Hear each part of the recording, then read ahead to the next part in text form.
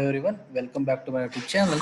This is the video lecture series on basic electronics, and we are discussing module number 4, that is particularly oscillators part. This is the lecture number 4. In this lecture, we'll be discussing about RC phase shift oscillator. Fine. In the previous videos, we discussed what is an oscillator, principle of all oscillations, what is the conditions required for oscillation, all those things we have discussed, right? And we are in the previous lecture, we have discussed the what should be the A beta value in order to have a constant sustained value, that also being discussed. Now let us try to discuss one of the actual circuit that is being used in order to produce oscillations in our lab. Fine. So one such example over here we are discussing as per your syllabus is RC phase shift oscillator. R is the resistor, C is the capacitor. By making use of resistor capacitance pair, we are going to generate the phase shift oscillator. Okay. Okay. So RC phase shift oscillator uses three RC sections in the feedback path. Okay. So in this RC phase shift oscillator, we'll be having a feedback path, right? Feedback path is very much necessary not to give the part of output to the input, and this output of feedback path acts as the input to the this RC phase shift oscillator, right? So feedback path must be designed, and that in this RC phase shift oscillator, the feedback path is being designed by making use of three combinations of R and C. Just see over here, we have first combination of R and C, second combination of R and C, and third combination of R and C. Right? So this will be our feedback network. Now, why we are using three RC sections is this is the reason. Each of the RC section is producing 60-degree phase shift.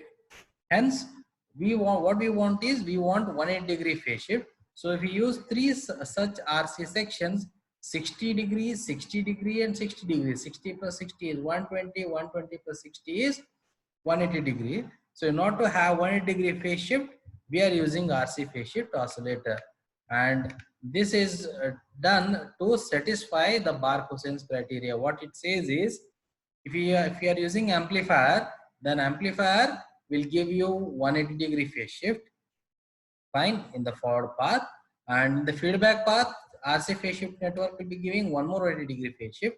So 180-degree plus 180-degree will be giving you total of 360-degree phase shift.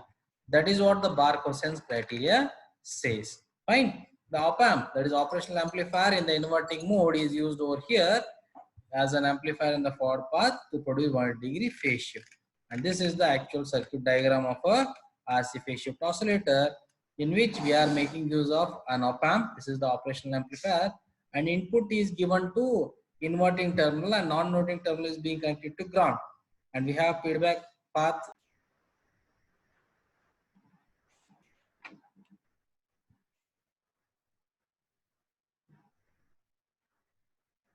Okay, so there was a little disturbance in the network. Let us continue further. So we have feedback path over here. Part of output is taken back. It is given to feedback path. Feedback path is having R and C combination, first R and C combination, second R and C combination, and third R and C combinations.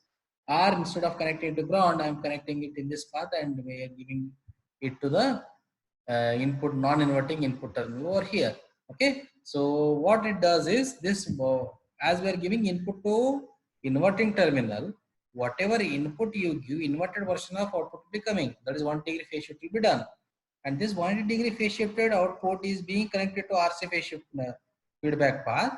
And what this RC phase shift feedback path will do, it will also produce one more 180-degree phase shift.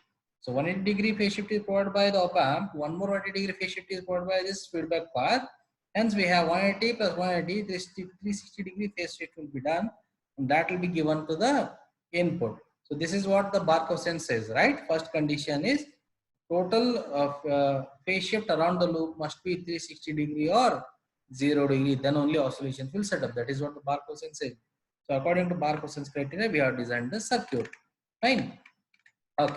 The output of the amplifier is given to the feedback network, while the output of the feedback network drives the the output of the amplifier is given to the feedback network, while the output of the feedback network drives the amplifier. What he's trying to say is Output of this feedback path, this amplifier is given to feedback network, and feedback network output is given back as a input to the amplifier. That is what he is trying to say. And the frequency of oscillations is given by omega. Omega is angular frequency. It is equal to 2 pi f. Omega naught is equal to 1 divided by RC multiplied by square root of 6. And omega is 2 pi f. You want purely frequency equation. In f naught, it is omega means 2 pi f, right? On the LHS will be having 2 pi f naught is equal to 1 divided by 2, 1 divided by RC into square root of 6. You want f naught, so 2 pi in this LHS part you send it to RHS part. Here in LHS there are multiples. If you go over here, then divide, right? So 1 divided by 2 pi RC into square root of 6. So this is the equation for frequency of oscillations of RC phase shift oscillator. That is, f naught is equal to 1 divided by 2 pi RC square root of 6. Fine. Now the feedback factor. Feedback will be, we are using feedback path, right? So it will be having a gain beta.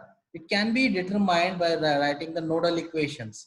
And mathematically, we can prove that modulus of beta is equal to 1 divided by 29, and feedback path will be introducing 180 degree phase shift. To satisfy Bar-Cousins criteria, that is modulus of A beta is equal to 1, what in this equation, if you substitute beta value, that is 1 by 29, it will be A into 1 by 29, which is equal to 1. From that, we'll be having A is equal to 29, right? So 1 A into 1 by 29, this is equal to 1. Okay, if you send 29 this side, it will be A is equal to 29. So what this means is, thus the gain of the op-amp circuit must be 29. Whatever amplifier we are using now, op-amp, its gain must be 29. If you take op-amp of having gain equal to 29, then only we will get the oscillations according to Bar-Cousins criteria. Okay. From the inverting amplifier, op-amp gain is given by modulus of A is equal to RF by R. This is the equation, right? Which is equal to 29.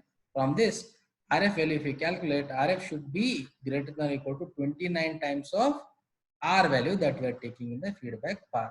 So practically RF is kept slightly greater than 29 times of R, so as to supply the energy loss in the circuit. Okay, so this is all about RC phase shift oscillator. If you have any doubts, comment me back. Let me get back to you. Okay? Thank you.